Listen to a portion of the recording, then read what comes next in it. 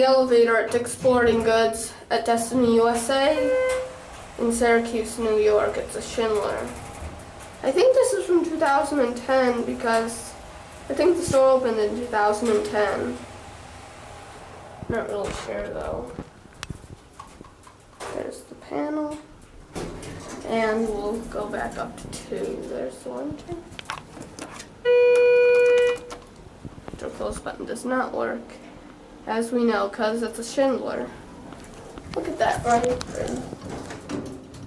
Pretty nice. Like that button. Let's get a cab view while I get a cab. While I have the chance. It's just your basic Schindler Dick's Sporting Goods elevator. Oh, the button's over here.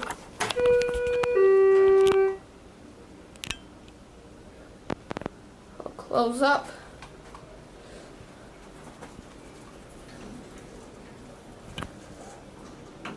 And that's it.